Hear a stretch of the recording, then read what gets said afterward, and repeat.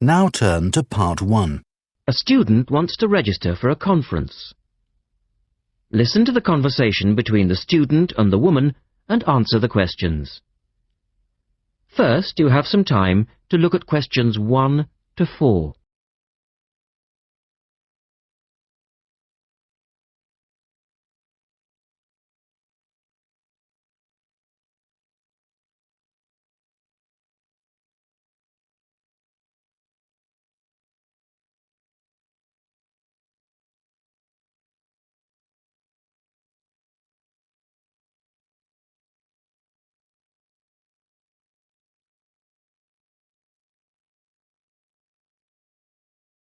You will see that there is an example which has been done for you. On this occasion only, the conversation relating to this will be played twice. Good morning. Good morning. Can I help you? Yes. Is this where we register for the Beyond 2000 conference? Yes. What's your name and I'll get your conference bag. The student says she wants to register for the Beyond 2000 conference. So you write the words Beyond 2000. Now we shall begin. You should answer the questions as you listen because you will not hear the recording a second time. Look at the registration form.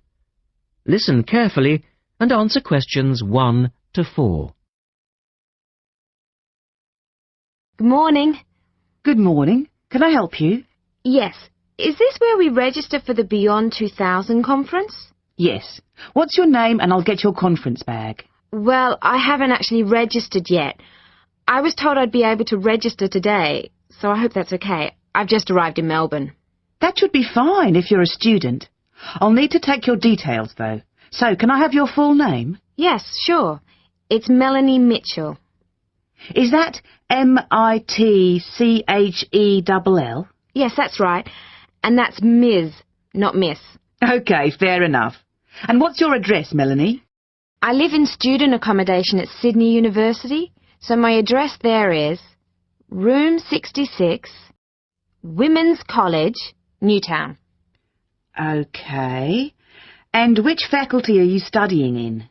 I'm in the Faculty of Education. I'm doing a Master's in Primary School Teaching. Right. And may I see your student card because I need to verify that you're a current student? Yes, sure. Here it is. My number is 994578ED. The woman asks the student some more questions about the conference. Look at questions 5 to 10.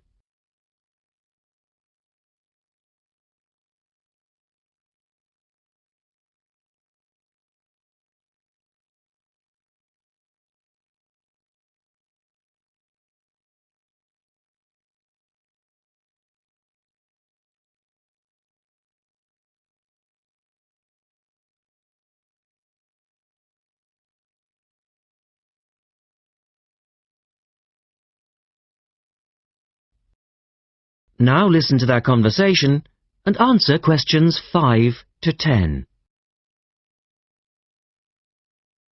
Okay. Now, do you want to attend all 3 days? The conference runs from Thursday to Saturday. Yes, I think so, if I can afford it. What does it cost? Well, you're eligible for a student discount, which makes it $15 for a day registration or $40 for the 3 days, though it is possible to register for half a day only. I'll register for all 3 days, please. Good. Now, will you be requiring accommodation while you're here in Melbourne? Yes, I suppose I will. What's available? Well, we have several levels of accommodation. You can share a room with another student for $25 a night. Or you can have your own room but share the bathroom. I believe it's just down the corridor. That's $45. Right. Or you can have a single room with your own bathroom. I don't mind sharing a room. On second thoughts, yes, I do. I'll have my own room, but I'll share the bathroom. Right. Now, the conference fee does not include meals, though you do get tea and coffee in the breaks. Shall I put you down for lunch? That's an extra $10 a day. And there's the conference dinner on Friday night, which is $25. Oh, and what about breakfast? Hang on a minute. It's all starting to sound rather expensive. I'll have the lunch, but not the dinner or breakfast, if that's okay. Perfectly okay. Now, a couple of other things. There are a number of special interest groups organised. They're known as SIGs, and you're asked to nominate your preference. They'll take place on the Friday afternoon and Saturday morning, but they're filling up quickly, which is why you need to nominate now. Right. What are the SIGs? Well, there are 6 altogether. Let's see. On Friday you have a choice between computers in education or teaching reading skills. Or a session on catering for the gifted child. Oh, they all sound interesting. But technology in the classroom is really my area of interest, rather than reading. So I'll go for that. I can probably read up on the gifted child topic myself. Right. And then the Saturday options are a session on cultural differences, or there's music in the primary curriculum, or you could go to the one on gender issues in the classroom. Wow! Can I go to them all? They all sound fascinating. Afraid not. Well, I'm really interested in how boys and girls behave differently, even when they are very young, so I'd better opt for the 3rd session, even though the cultural differences SIG is probably really interesting too. Right. And the music option would be interesting. And how would you like to pay? We accept most credit cards, or bank cheques, but not personal cheques, I'm afraid. Been caught out too often before. And cash, of course. We never say no to cash. I'll have to put it on my card because I don't have enough cash on me right now. That's fine. Enjoy your time here with us in Melbourne. That is the end of section 1. You now have half a minute to check your answers.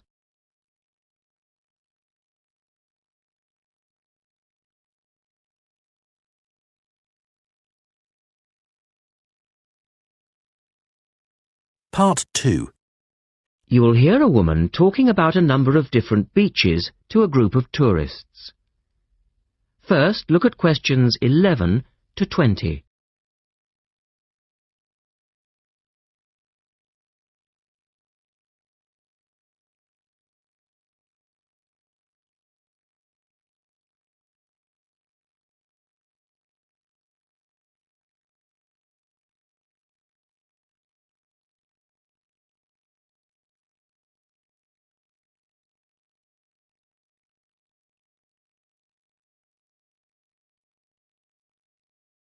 As you listen, answer questions 11 to 20. Right, let's move on to the beaches here, which are absolutely beautiful. You do have over 100 to choose from. They're mostly sandy beaches, and they vary from the largest, which is 2.5 kilometres long, to tiny sandy coves. But there are a few that I'd really recommend you to visit. So, looking at this pamphlet, first of all, there's Bandella Beach. This beach is 1 kilometre away from the old fishing village of Bandella, which is a beautiful spot. If you park in the car park behind it, there's a small path which leads down to the bay. It's very pretty because the whole beach is backed by pine trees, so it's very sheltered. The beach itself is very clean, and the water is shallow and safe. That, together with the soft sand, make it an ideal beach for children and non-swimmers. A little further round the coast, again to the east, in the eastern corner of the island, is the spectacular Dapolata Beach, which is basically a long inlet. The land around this beach is marshland. It's all marsh, and there's a stream which winds through it, and the stream goes into the sea. And the beach has lovely pale gold sand. Access to this beach is quite tricky, and not for the less energetic. You have to go down a long flight of steps, 190 to be exact. But you'll be relieved to know that there's also a road which winds down to a car parking area.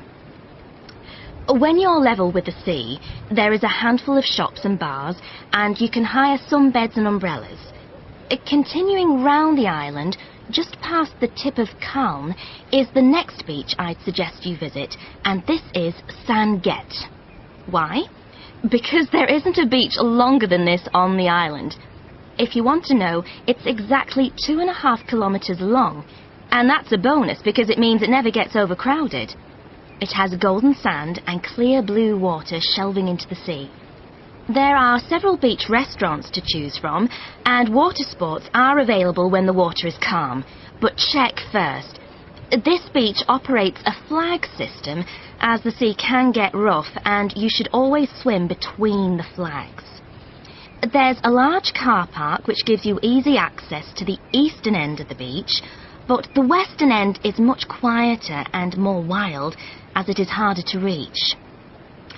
Blanaka is another popular beach, just in the northwest corner of the island. It has incredibly white sand and sparkling water. There is ample car parking here, and plenty of bars and restaurants. Blanaka has white cliffs all around it, and for those of you who'd like a little more to do than just lazing on the beach, there are caves here which you can explore in the cliffs, and you can also dive into the water from rock platforms along the side of the cove. Well, my final recommendation for today is Disador. Now, this beach isn't quite as easy to get to as the others I've talked about. It's quite a remote little beach, tucked away here next to Blanaka. You can reach Disador by a steep slope which goes over some sandbanks. The beach itself is small and pretty, with reddish-coloured sand and some stony areas on its eastern side. Despite being quite small, the bathing is good, and you can also go fishing here from the rocks at either side. It's a good idea to take some food and drink with you if you decide to go here, as there's only one little bar which isn't always open. So, that should give you plenty of ideas to choose from over the next 2 weeks, and if you have any further questions... That is the end of section 2. You now have half a minute to check your answers.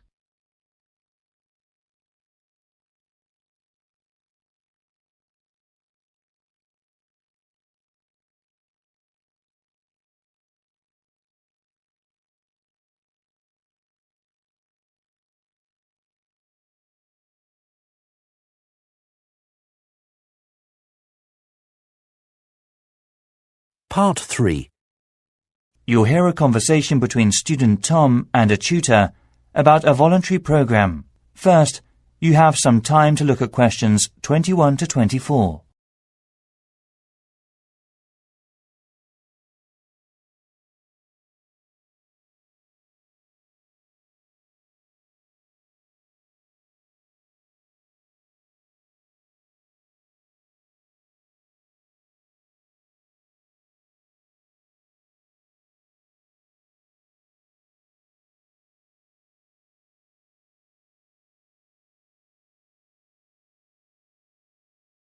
Now listen carefully and answer the questions 21 to 24.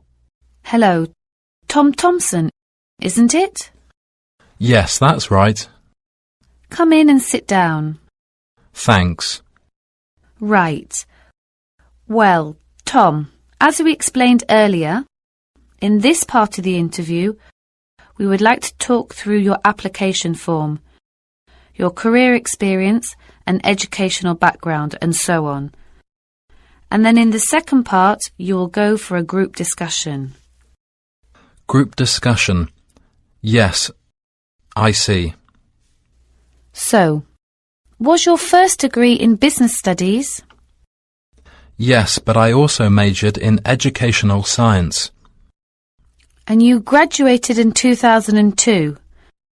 And I know you have been doing some teaching. Yes, I worked as a volunteer in a primary school in Vietnam. I was there for about 3.5 years in total, from 2003 to 2006. Great. What kind of organisation was it? It's a voluntary organisation called Asian Cross. OK, yes, I have heard of it. It operates in several Asian countries, doesn't it? And what kind of school was it? A rural primary school in a shanty town. Right. And what did you teach? a variety of subjects in different areas. I did mainly arithmetic with levels 1 to 3 and some English conversations with level 5. Then in my final year I took on some construction and gardening. That's level 6. Right, that sounds great. I also ran the subsistence farming in a rural area with residents. How interesting. Before you hear the rest of the conversation, you have some time to look at the questions 25 to 30.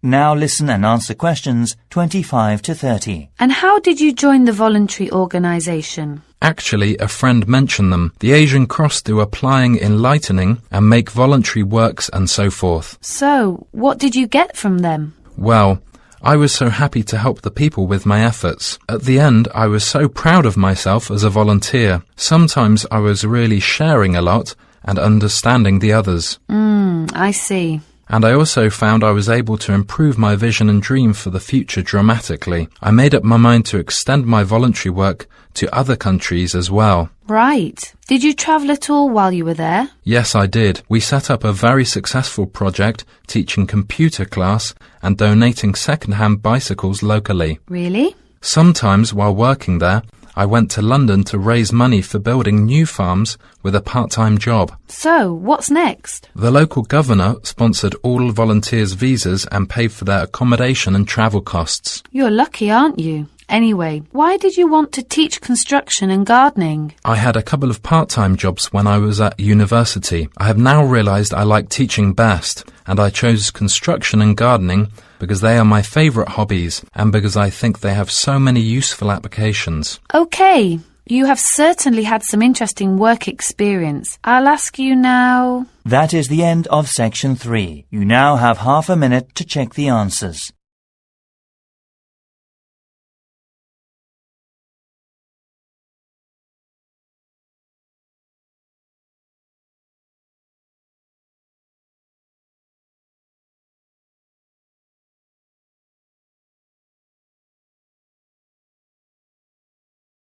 Part 4.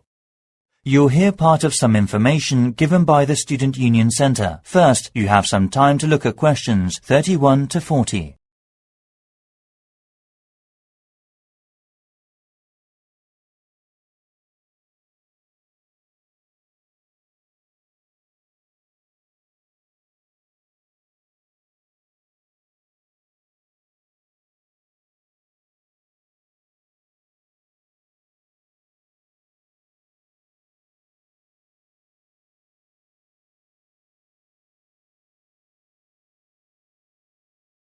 Now listen carefully and answer the questions 31 to 40. We are very happy that the college authority has accepted the students' suggestions about the design of a new library and student union building. We deeply appreciate the beneficiaries of college library facilities for current students. We have researched the best ways to find out student opinions and use them to help us make decisions. Initially, there was a student union meeting that was held last week. Then, in the main hall in King's Building, we invited all students to hand in suggestions for the design of new buildings, placing cards in a suggestion box. The suggestions enabled us to design a questionnaire that was completed by around 3,000 students over 1 month. As a result, the college authority collected the results and made a report. This presentation is basically a workshop based on the main points that came up in the questionnaire. Most of all,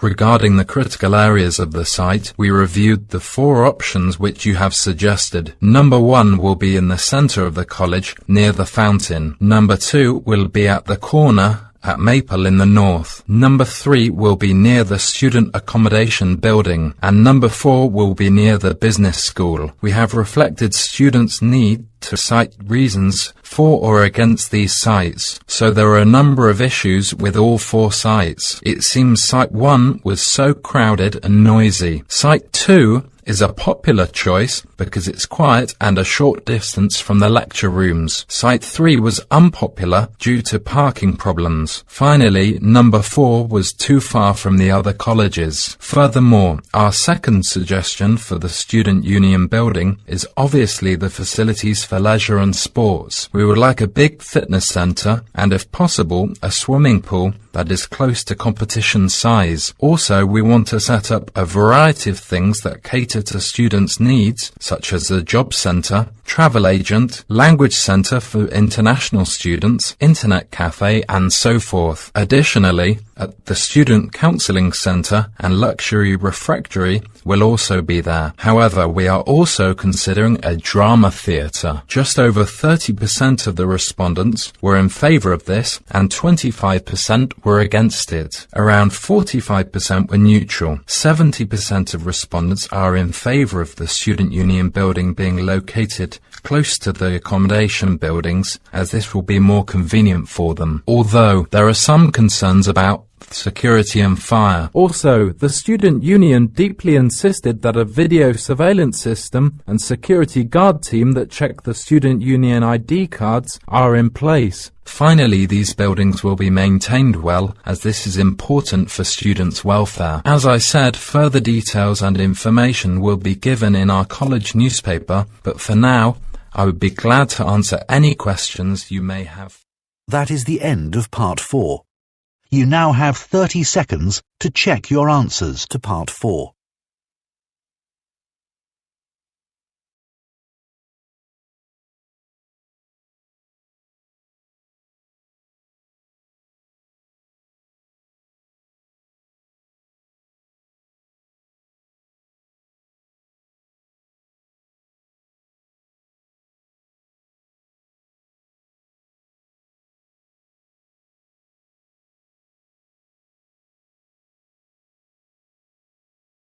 That is the end of the listening test.